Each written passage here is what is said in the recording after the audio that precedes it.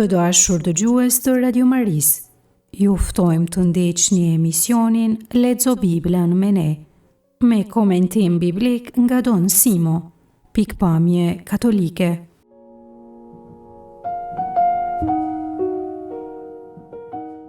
Në takimin e sotshëm do të lexojmë prej librit të Numrave, kapitujt 9 deri në 21.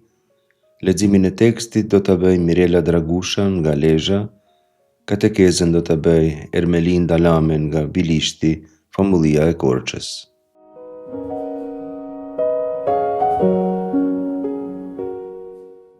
Prej librit të Numrave, kapitulli 9, rreshtat 15-23. Ditën kur u ngre banesa, reja mbuloi banesën, tendën e dëshmisë. Prej mbrëmjes deri në mëngjes, qëndronte në trajt të zjarrit përmbi banesë. Kështu ngjante vazhdimisht. Ditën e mbulonte reja, e natën ishte në trajt të zjarrit. Kur hiqe reja që mbronte banesën, atëherë izraelitët qonin. Kurse aty ku qëndronte reja, aty ngulnin të banishten. Në urdhër të Zotit izraelitët qonin e në urdhër të tij të banishtonin. Tërkohen ndërsa reja qëndronte përmbi banesë, në atë vend qëndronin edhe izraelitët. E nëse ndodhte që të qëndronte mbi të për shumë kohë, bijtë e Izraelit i jepnin ndërim Zotit e nuk qonin. Por edhe nëse reja qëndronte për pak kohë përmbi banesë, pas urdhrit të Zotit i ngrehnin tendat e pas urdhrit të Zotit i hiqnin. Nëse reja qëndronte prej mbrëmjes e deri në mëngjes, e në mëngjes herët e lëshonte banesën, ata qonin. Ditën ose natën, kur reja hiqej prej banesës, i shkulnin çadrat. Kur ndodhte që të rrinë 2 ditë ose 1 muaj, ose edhe kohë më të gjatë përmbi banesë, izraelitët qëndronin në atë vend e nuk qonin. Po sa reja largohej, ata merrnin rrugë. Në urdhrin e Zotit ngulnin tendat e në urdhrin e Zotit bënin çojen. Ata i bënin ndërime Zotit në përkim me udhëzime që i kishte dhënë Mojsiut.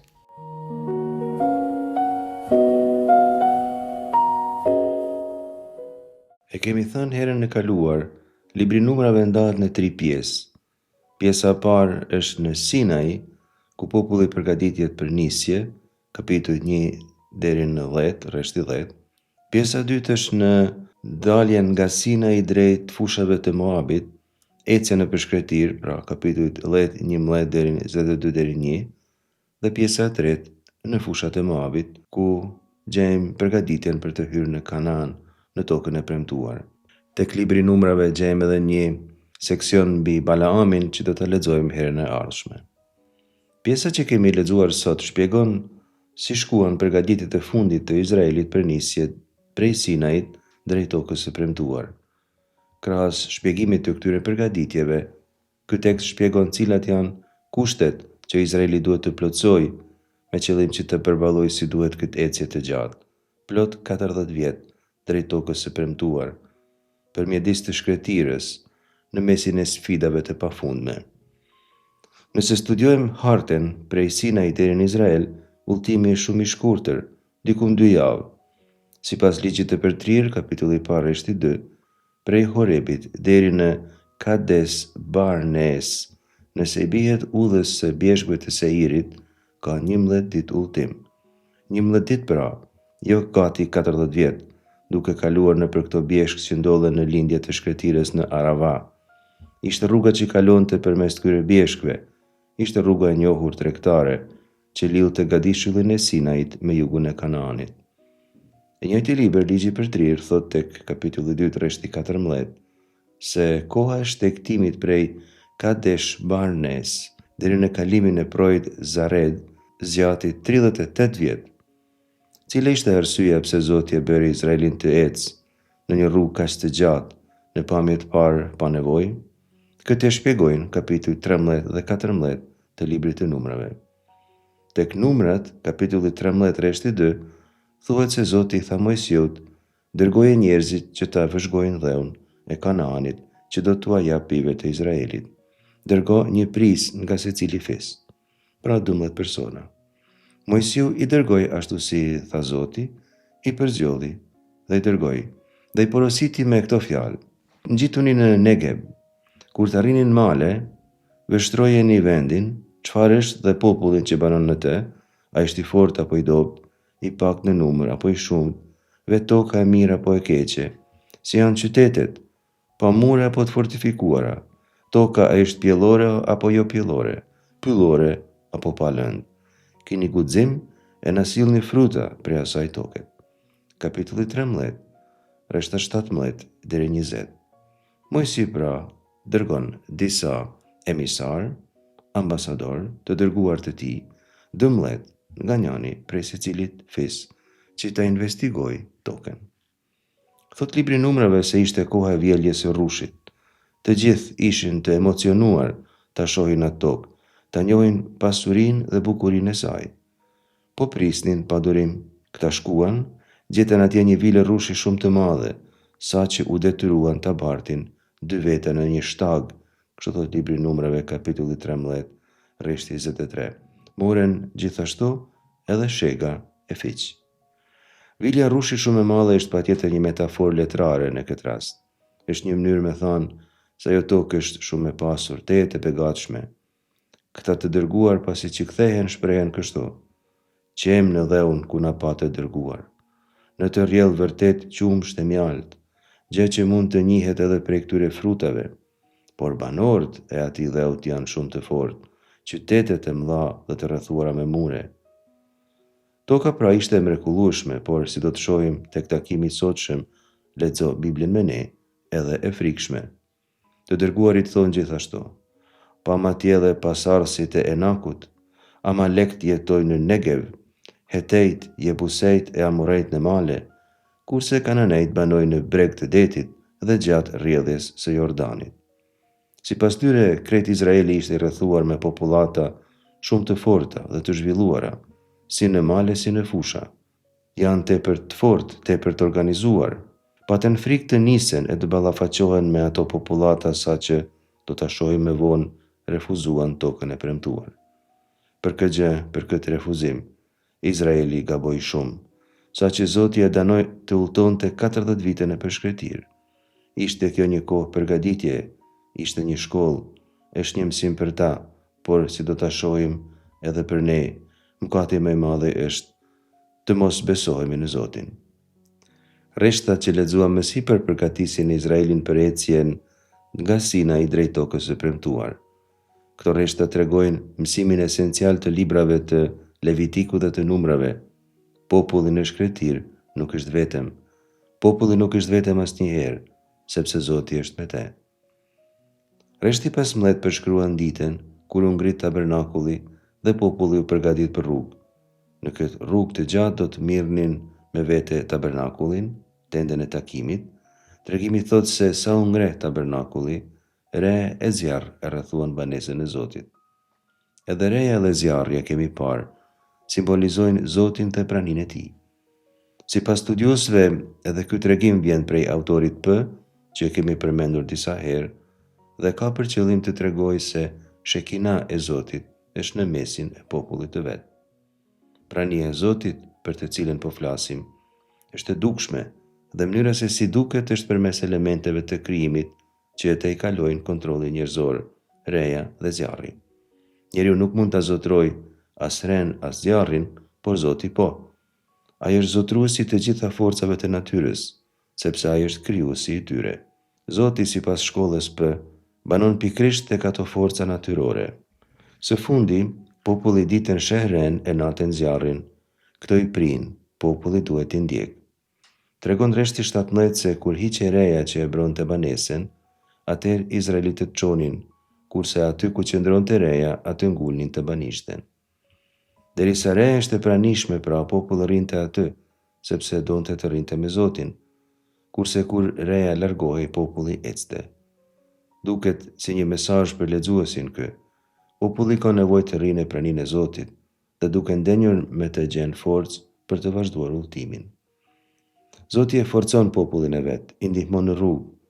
Kështu për shembull e kupton Isaia profet, i cili te kapitulli 4 rreshti 6 shkruan: Zoti i lum do të krijojë përmbi mbar malin Sion e mbi tubimin e tij një re 2000 ditën, kurse natën flak zjarri të ndezur. Sepse mburoi mbi të gjitha do t'jetë lavdia, tanë që mbron nga vapa e ditës, stresh shpëtimi nga stuhia e shiut. Konteksti i bisedës së Isais është i ndryshëm në krahasim me atë të librit Numrave, por motivet janë të njëjta. Sipas Isais, prania e Zotit është forcë në rrugë, reja mbron nga vapa e ditës, nga dielli pra në shkretir, kurse zjarri ngroh dhe bën dritë natën. E lexojmë dhe citojmë këtë tregim, nisjen e popullit për rrugë, pasi që lidhen veslidhen e Sinai, sepse ecja e tyre i përgjet shumë ecjes së të Krishterit. Tek letra pare Korintasve, kapitulli 10, rreshtat 1-2, për shembull, Shën Pali e identifikon këtë re me pagzimin. Ai shkruan kështu: Vëllezër, dua që patjetër ta dini, etrit tanë të gjithë qenë në re, të gjithë kaluan në përdet, dhe të gjithë qenë pagzuar në mojsion me re e me det, dhe të gjithë hëngrën të njëjtin ushqim shpirtëror, dhe të gjithë pinë të njëjtën pije shpirtërore, pinin nga qeta shpirtërore që i përcilte, qeta ishte Krishti. Prania e Zotit dhe forca gjatë rrugës drejt tokës së premtuar për ne është i lumi Jezu Krisht.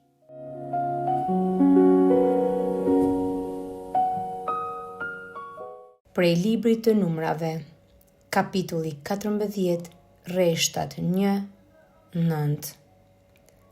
Atëherë populli e ngriti zërin me britma të mëdha, e krejt natën e kaloi në vajtim, dhe të gjithë bijtë e Izraelit nikatnin kundër Mojsiut të Aronit e thoshin: O, po të kishin vdekur në Egjipt, ose në këtë shkretëtir të gjerë, po pse na pruri Zoti në këtë vend që të vdesim prej shpatës, kurse gratë e fëmijët tanë të merren sklever? Po a nuk është më mirë të kthehemi në Egjipt?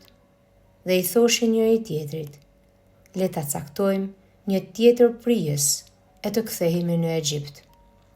Kur e dëgjuan këtë, Mojsiu e Aroni ranë përmbys me fytyrë për dhe parambar bashkësisë së Izraelitëve, kurse Jezuehi, biri i Nunit, dhe Kalebi, i biri Jefoneut, që edhe këta e kishin përshkuar në vërtim vendin, i shqyen petkat e veta dhe ju drejtuan me të fjalë mbar bashkësisë së Izraelitëve: vendi që përshkuam është shumë i mirë.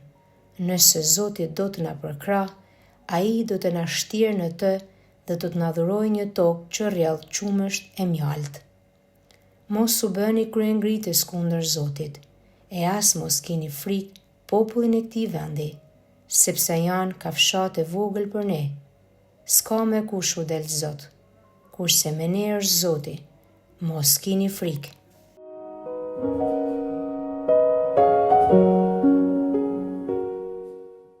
Kapitulli 14 i librit të Numrave është ndër kapitujt më të rëndë të Tora.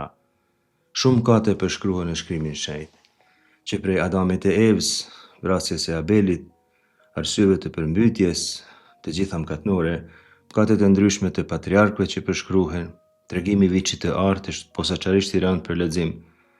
Por tek libri Numrave kapitulli 14, gjejmë një ndër mëkatet më të mëdha që Izraeli bën, refuzon të hyjë në tokën e premtuar. Por ky refuzim nënkupton diçka serioze. Populli nuk ka besim të mjaftueshëm në Zotin. Nuk ka besim se Zoti do ta mbështesë në marrjen e tokës së premtuar. Aty në shkretir i duket se Zoti e ka mashtruar, se e ka nxjerrë prej Egjiptit që të vdesë në shkretir. Mirë po, e thamë në pjesën e mëparshme, Zoti e kishte siguruar mbështetjen e vet në të gjitha format. Ishte i pranishëm në formë të res e në formë të zjarrit. Siç thoshte Isaia profet, e ruante edhe prej diellit edhe prej të ftoftit. Ishte për të edhe dritë edhe hije. Megjithatë, edhe duke pas bërë këtë përvojë të mirësisë së Zotit, populli vazhdon të ketë dyshime në ndihmën e tij. Tek përfundimi i kapitullit 13, siç thamë më sipër, të dërguarit të 12 fisëve thonë se banorët e atij dhout janë shumë të fortë, qytetet e mëdha dhe të rrethuara me mure, pa atje edhe pasardhësit e Enakut, Amalekt jetojnë në Negeb, Hetejt, Jebuzejt, Amorejt në male, Kananejt banojnë në breg të detit, edhe gjatë rrjedhës së Jordanit, Ata pra theksojnë forcën e banorëve të atij vendi, thonë se qytetet i kanë të fortifikuara dhe se kanë zënë shkretiren Negev në jug, pregun e detit në perëndim dhe krejt rrjedhën e Jordanit në lindje. Sipas tyre, krejt toka e premtuar është e zënë dhe nuk ka mundësi ta marrin. Zoti në mendjen e tyre edhe Mojsiu i kanë mashtruar. Jozuehu dhe Kalebi ishin optimist, ata donin të vazhdonin, por ishin në pakicë. Përfaqësuesit e 10 fiseve vazhdonin ankesat. Thonin toka që ne e vrojtuam i përpin banorët e vet, populli që pam ne është i mall me shtat, pam atje viganat, pasardhësit e Enakut, të gjinisë e viganëve që të krahasuar me ta dukeshin si karkaleca. Libri i Numrave, kapitulli 13, rreshta 32-33. Kapitulli 14 thot se i gjithë populli e ngriti zërin me britma të mëdha. Në hebraisht kol ha eda, krejt komuniteti. Kjo pra tashmë është çështje e marr popullit. Nuk është gabim i ndonjërit prej tyre. I gjithë populli me përjashtime shumë të vogla filluan të bërtasin me zë të madhe të vajtonin, se i ka gjetë tragjedi e madhe. Thot teksti në hebraisht se populli qau krejt atnat, balajla hahu, va jivhu haam balajla hahu.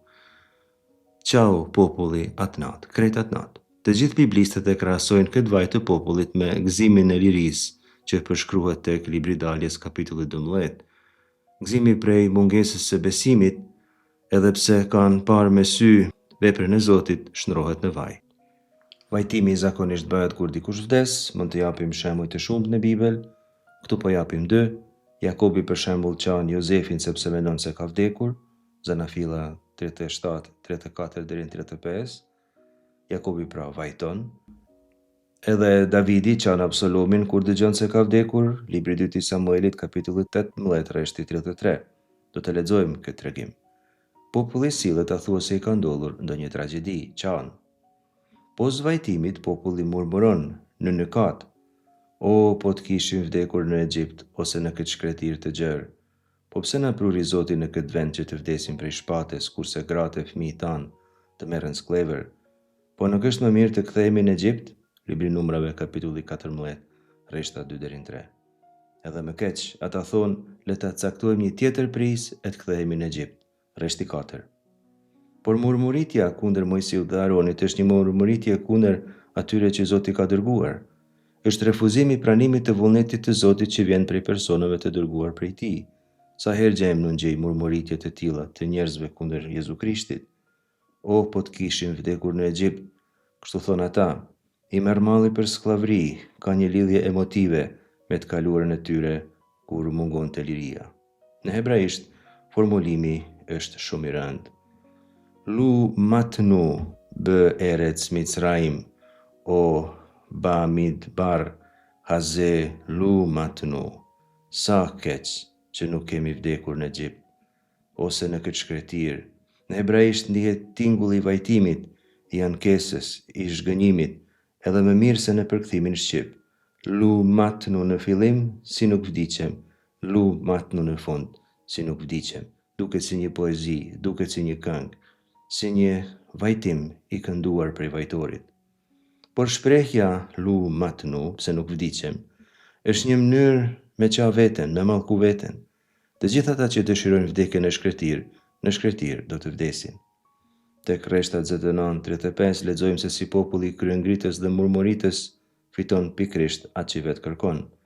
Mojsiu dhe Aroni u munduan të amushin mendjen, edhe Jozuehu e Kalebi gjithashtu, por ata ishin kryeneç. Kështu që Zoti ndërhyn dhe u thot, deri kur kjo bashkësi e mrapsht do të murmurisë kundër meje? I kam dëgjuar ankesat e izraelitëve që i bëjnë kundër meje. Pra thuaj ju pasha jetën time, thot Zoti, do të bëj me ju ashtu siç ju kam dëgjuar se flisni për mua. Po në këtë shkretir do të bien kufomat tuaja. Të gjithë ju që jeni të regjistruar 20 vjet e përpjet, e keni në një kukatur kundër meje. Po ju bëj beje se nuk do të hyni në tokën në të cilën jam betuar se do t'ju vendos, me përjashtim të Kalebit, birit të Jefoneut dhe Jozuehut, birit të Nunit. Shpëtojnë pra vetëm ata 2 që kishin besuar, edhe ata tjerë të cilët ishin fëmijë, ishin me pak se 20 vjeça, sepse nuk ishin të vetëdijshëm për çfarë po bëhej. Është i qartë mësimi. njeriu fiton atë që vetë kërkon. Nuk e dënon Zoti njeriun, ai me padëgjesën e vetë dënon vetveten. Populli thoshte, po pse na pruri Zoti në këtë vend që të vdesim prej shpatës. Por Zoti nuk i ka sjellë në vend të shpatës. Ata veten e kanë dënuar me pabesimin e tyre. Në këtë ambient pabesimi tek rreshti 5 thuhet se Mojsiu dhe Aroni ranë me fytyrë për tokë. Ky është gjesti i ndërmjetësimit, i lutjes përgjëruese. Gati si thoshin të mos bëhen ashtu, por ky gjest është edhe gjest dëshpërimi. Ata të dy e dinin se populli ishte kryefort. Është më kollaj të bindet një individ, por kur krejt popullata është kryeneçe, ajo nuk pranon këshilla e nuk lejon të ndryshojë. Tek rreshtat 6 dhe 7 tregohet se si Jozuehu dhe Kalebi shqyen teshat e veta. Shqyrja e teshave është një gjest zije, e bëjnë ata që janë në dëshpërim absolut, për shembull Jobi, kapitulli 1 rreshti 20, pasi që i ndodhin tragjeditë e papërshkrueshme. Libri 2 Timretënve, kapitulli 18 rreshti 37, tregon se si disa emisarë të mbretit Hezekia i shqyen teshat e veta pasi të dëgjojnë kërcënimet e Rabshake, ambasadorit asir që kishte ardhur në Izrael dhe po i bënte presion mbretit. I shqyen petkat e veta sepse ishin të bindur se asir do t'i vinë dhe do t'i shkatrojnë të gjithë, do t'i vrasin. Tek Veprat e Apostujve, kapitulli 14 rreshti 14, tekst shumë i famshëm, Pali e Barnaba shqyen petkat e veta kur filluan t'i konsiderojnë zota atje në zonat e Likaonit, në qytetin Lister. Shqyrja e petkave bëhet pra edhe kur dikush blasfemon kundër Zotit. Kalebi dhe Jozuehu i trajtojnë fjalët e popullit si blasfemi, si fyerje e rënd Zotit. Duke shqyer petkat e veta, ata po u thonë atyre, mos e fyeni Zotin. Ata edhe mundohen t'u ambushin mendjen. Tov ha arec me od, thonë ata. Theksojnë mirësinë e tokës duke përsëritur 2 herë ndaj foljen me od. Tov ha arec me od, don të thotë e mirë është ajo tokë, shumë, shumë. Është e njëjta ndaj folje, shumë, që përshkruan tokën kur e krijon Zoti. Tov ha arec, toka ishte shumë e mirë. Ata përdorin edhe formula tjera për të mbushur mendjen popullit, por ishte e kotë. Ata refuzuan të hyjnë në tokën e premtuar. Refuzuan tokën e premtuar, dhuratën me të madhe të Zotit.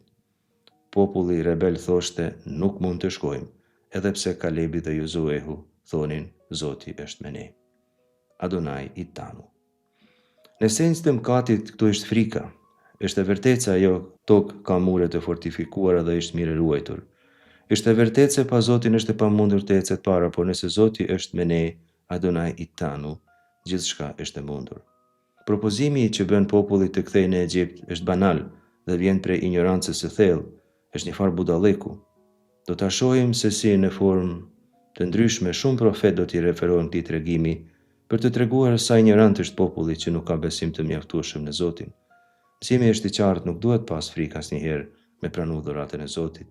Frika, që ka baza natyrore brenda natyrës njerëzore, duhet të fitohet duke pasur parasysh se Zoti është me ne. Adonai i tanu është njësoj si Adonai imanu. Jezusi është Immanuel, thot engjëlli Gabriel. Azoja e bekuar, as Shën Jozefi, nuk do të kenë frikë ta pranojnë Jezusin. Edhe ne duhet ta mundim frikën, sepse Zoti është me ne.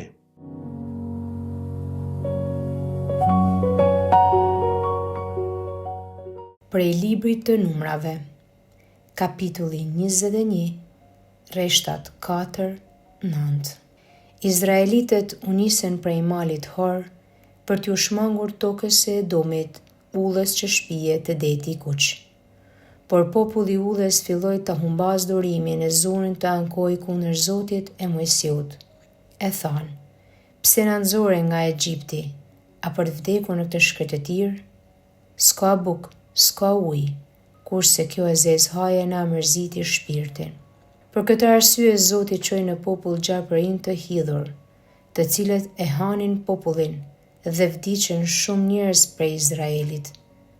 Atëherë erdhen te Mojsiu e i thanë, bëm mëkat kur folëm kundër Zotit e kundër teje. Lutu ti që të na i largoj gjarpërinjt. Mojsiu u lut për popull e Zoti tha, punoje gjarpin helmues se vërë në shtyllë si shenjë. Kushdo që pasi ta ketë ngrënë gjarpri, ta shikoj, do të shpëtoj. Mojsiu e punoi një gjarpër prej bronzi dhe e vuri për shenjë.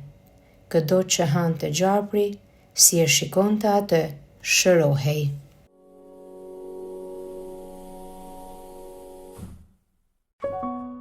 Tregimi që sapo lexuan vjen pas një tregimi tjetër ku flet mbi fitoren e Izraelit kundër mbretit Kananeas të Aradit.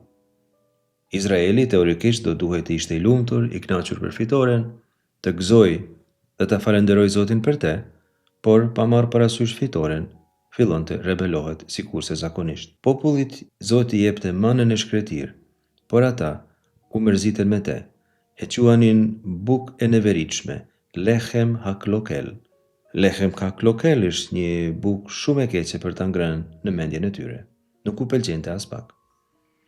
Edhe këtu mund gjem një paralel me librin e Daljes, të kapitulli 16, ku thuhet se Zoti atyre u kishte dhënë lechem min hashamayim, buk nga qielli, mirë po tash ata po i thonë kësaj buke e neveritshme. Thot reshti 4 i këtij tregimi se udhës populli filloi ta humbas durimin, filloi të ndihej ngusht, va tikcar nefesh ha'am badereh në hebraisht. U gjet ngusht, u mërzit. Në krahasim me rebelimin e kapitullit 14, këtu gjejmë një tip rebelimi tjetër, edhe më të keq se të kapitulli 14, se populli këtu rebelohet edhe kundër Zotit, jo vetëm kundër Mojsiut dhe Aronit. Prandaj e akuzon Zotin direkt, i drejtohet Zotit duke i thënë pse na nxorën nga Egjipti, për të vdekur në këtë shkretir. S'ka buk, s'ka ujë, kurse kjo zez haje na mërziti shpirtin. Më pëlqen shumë përkthimi i Dom Simon Filipaj, zez haje. Ideja është një haje e zez, e pa hangërshme, e pa konsumueshme, e mërzitshme. Kështu e trajtonin ata dhuratën e Zotit, si diçka që nuk futet në gojë. Atëherë Zoti për dënim dërgoi disa gjarpri. Gjarprit e shkretirës, kur kafshojnë, shkaktojnë ndjegje, dhe për këtë arsye edhe quheshin serafim. Fjala saraf në hebraisht kjo folje tregon, djegje tregon me djeg. Ishin gjarpri i djegës. Ata i hanin rebelt në shkretir dhe rebelët vdiqnin njëri pas tjetrit, vdiqnin me shumicë. Populli pastaj u pendua për këtë gabim që bëri dhe i kërkoi falje edhe Mojsiut, edhe Zotit, mirë po Zoti nuk i largoi gjarprit as pak. Zoti deshi që ata të pendohen dhe ta kuptojnë gabimin në një formë tjetër. Ai i jep urdhër Mojsiut të vendos një gjarpër në shtyllë. Fjala shtyllë këtu është e rëndësishme sepse sipas mësimit të profetëve, Zoti do të ngrijë një shtyllë përkombe. Për shembull, këtë thot Isaia kapitulli 11 rreth 10 deri në 12, ku do të vendos një flamur fitoreje. Edhe Isaia 4:9 gjithashtu rreth 22 flet për një fitore të tillë ku në shtyllë do të vendoset një flamur, është shenja e fitores mesianike. Fakti se populli shikon gjarprin e bronzit sipas mësimit paralel të librit të Isaias, është shenjë e fitores, e shërimit prej pickimit të gjarprit, por nga ana simbolike, metaforike, shërimi është edhe shenjë e faljes që Zoti dhuron. Kërkohet pra vetëm që të shikohet dhe t'i besohet gjarprit të ngritur, të besohet se Zoti e bën këtë mrekulli. Mojsiu e bën këtë gjarpër bronzi dhe kush e shikonte këtë gjarpër bronzi, jetonte. Kështu mrekullia e Zotit dhe falja e tij dalin në dukje menjëherë. Gjarpri është i njohur në historinë e medicinës sikurse ajo kafshë që dhuron edhe ilaçin. Helmi i tij, farmakon, përdoret edhe sot për të prodhuar ilaçe. Edhe në Shqip, në disa vende, helmin e quajnë farmk, sepse me siguri vjen nga greqishtja, pikërisht për të thënë helm. Mirë po, ky helm përdoret edhe për të prodhuar ilaçe. Farmakon pra, në përdorimin e kësaj gjuhe në beslidhjen e re, përdoret mbi gjitha për të thënë ilaç dhe jo helm. E dini gjithashtu se simboli i farmacive është pikërisht gjarpri. Nëse ju shikoni cilën do farmaci, do të shihni se gjarpri është simboli i vendosur aty si shenjë e ilaçit. Sipas Ungjillit Gjonit kapitulli 3 rrethtat 14-15, ngritja e Jezusit në shtyllë, në kryq pra, i përngjet nga ana tipologjike ngritjes në shtyllë të gjarprit. Shkruan Gjoni, askush nuk u ngjit në qiell, përveç birit të njeriut që zbritin nga qielli, dhe sikur se Mojsiu e lartësoi gjarpin në shkretir, po ashtu duhet të lartësohet edhe biri i njeriut, që kushdo të besojë në të ta ketë jetën e pasosur. Vërtet hyj aq fort e deshi botën sa që dha një të vetmin birin e vet, kështu që secili që beson në të mos birret, por të ketë jetën e pasosur. Edhe Shën Pali te letra pare Korintasve përdor këtë motiv, kapitulli 10 rreshti 9, ai thot kështu: as mos ta vëmë në provë Zotin, sikurse disa prej tyre e sprovuan dhe sharruan për gjarprinj. Konteksti i bisedës së Shën Palit është i lidhur me mëkatin. Ai thot se Zoti nuk duhet ta vëmë në provë me mëkatet tona. Sipas Shën Palit, jeta i ka provat e veta, por hyi është besnik. Ai nuk do të lejojë të nënshtroheni provave që i tejkalojnë fuqitë tuaja, e bashkë me provat, thot ai, do t'ju jap rrugdalje e forcë për të qëndruar.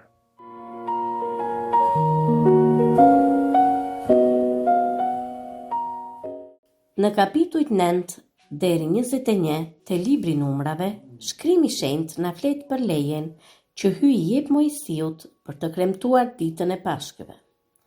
2 vjet pasi populli i Izraelit kishte dalë nga Egjipti, hyi i foli me Mojsiun në shkretëtirën e Sinait.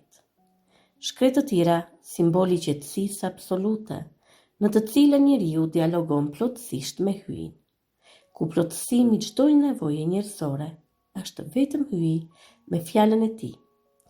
Është hyi ai që shuanetjen që ndjen shpirti njerëzor. Populli i Izraelit ndoqi plotësisht udhëzimet e Mojsiut.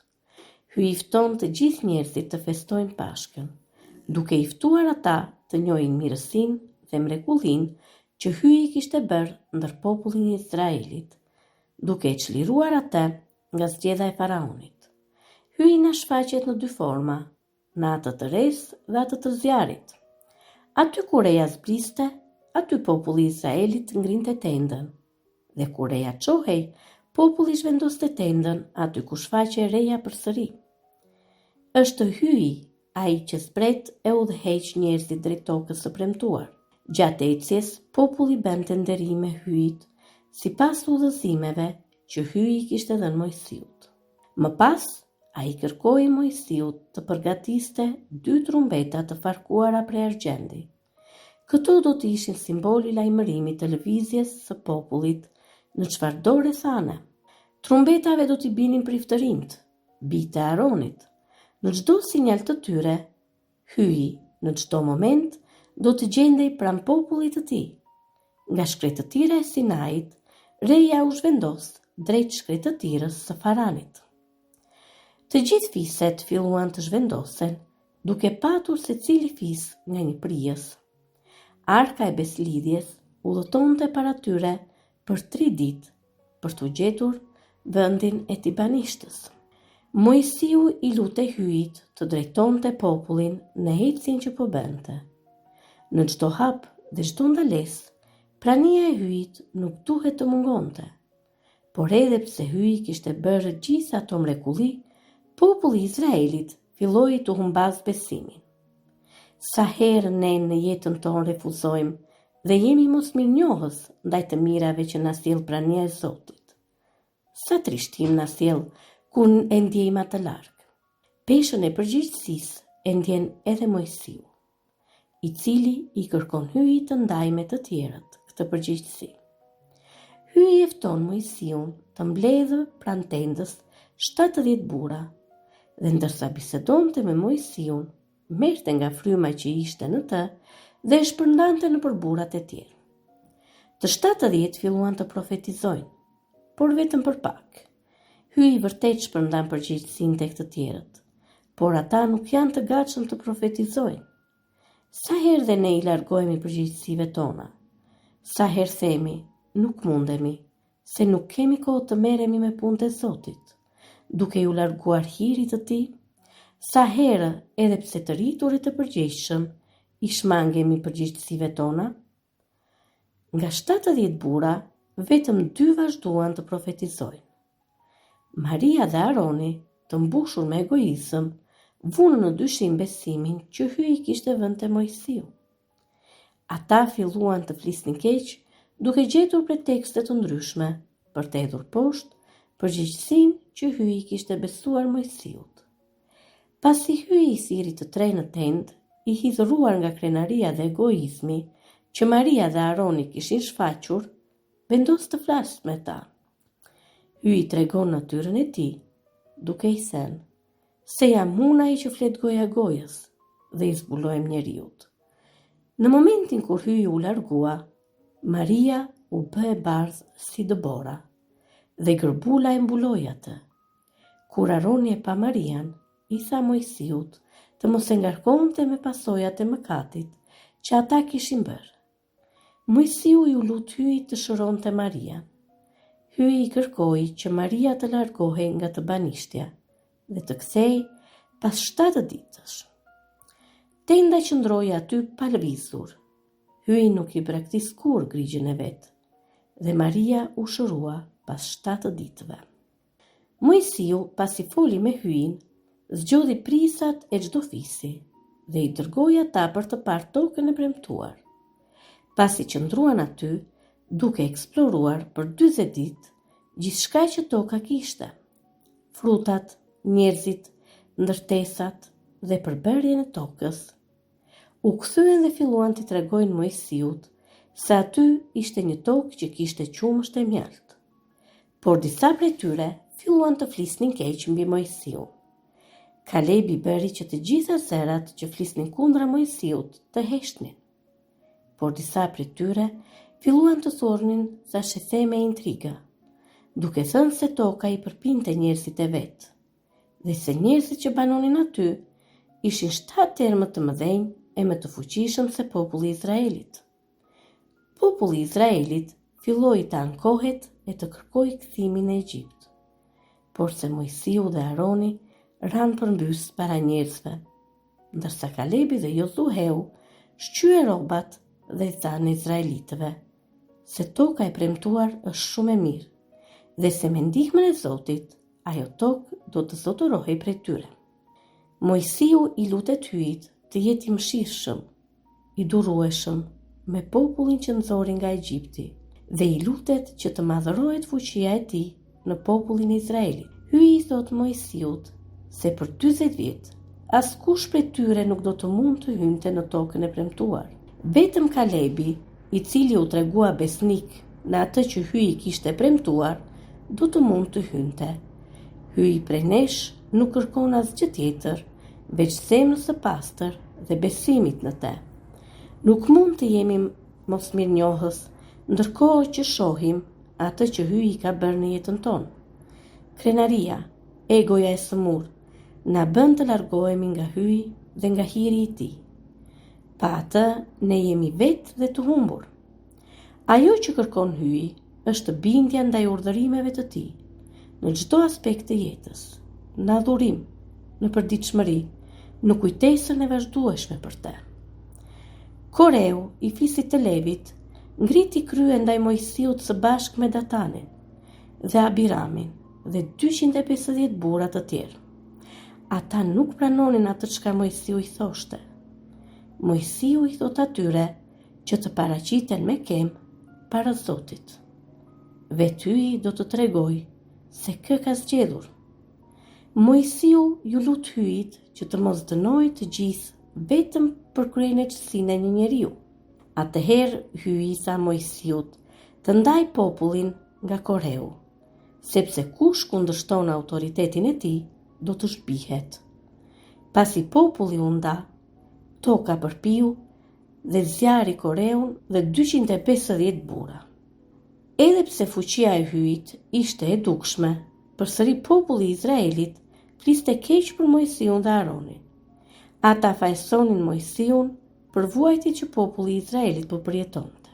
Hyi i kërkoi Mojsiut që të 12 fiset të çonin në tendën e dëshmisë, shkopint me emrin e tyre.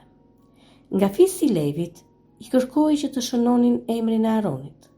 Ditën e nesërme, vetëm shkopi i Aronit kishte lulëzuar. Kjo ishte shenjë e qartë se hyi kishte zgjedhur Aronin për priftëri. Hyi urdhëroi që shkopi i Aronit të ruhet si kujtesë. Mëtej, Zoti i dha Aronit detyrat dhe detyrimet që do të kishin priftërinjt, si dhe përgjegjësinë e tyre. Hyi i shpjegon Aronit dhe Mojsiut se si mund të pastrohet një njeri i cili është i papastër, duke i dhënë detaje për atë çka një njeri i papastër duhet të bëjë. Pasi shkuan në Kades, Maria vdes. Populli i Izraelit përsëri filloi të ankohet për ushqime për hujë. Përsëri populli shfaq mosbesim te hyi. Ata fillojnë të ndjejnë pakënaqësi dhe keqardhje që ishin larguar nga toka e Egjiptit. Mojsiu dhe Aroni shkuan në takim me Zotin, në hyrje të tendës.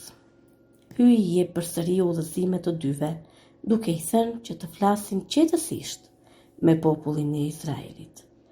Dhe e folura e qetë do të bënte që shkembi të nxirrte ujë. Por pasi mblodhën popullin e Izraelit, Mojsiu veproi ndryshe, duke goditur 2 herë me forcë shkembin, dhe nga shkembi rodhi ujë që shoi jetjen e njerëzve dhe kafshëve. Mosbindja e largon atë nga hiri i Zotit. Shpesh na ndodh që edhe ne, në jetën shoqërore dhe atë familjare, të keq përdorim besimin që kemi tek hyi dhe njerëzit, dhe të ushtrojmë pushtet në mënyrë të papërgjegjshme. Sa herë thyejmë besimin tek të tjerët? Sa herë keq përdorim përgjegjësinë që na jepet? Mosbindja e Mojsiut i kushtoi mosvajtje në tokën e premtuar. Po cila është kjo tokë e premtuar për besimtarët? A jemi dhe ne duke ecur drejt tokës së premtuar me besim, vendosmëri e përulje? Dhe populli i Izraelit, për të shkuar në tokën e premtuar, i është dashur të përballet me fikse të ndryshme, të cilët nuk i lejonin popullin të kalonin në tokë që kishin në pronësi. Por me ndihmën e hyjit, edhe pse fiset ishin të shumta dhe të fuqishme, binin para popullit të Izraelit dhe kurdoherë ky popull do të dilte fitimtar. Edhe ne, në çdo moment që na duket se jemi të vetmuar e nuk kemi asnjë afër, nuk duhet të harojmë se Zoti nuk na braktis asnjëherë. Ai na qëndron pranë duke na mbështetur, edhe në vështirësitë më të mëdha. Të jemi besnike mirënjohës hyjit, duke u bindur në fjalën e tij, sepse mosbindja sjell pasoja dhe vdekjen, ndërsa besimi dhe pendimi sjell shpëtimin.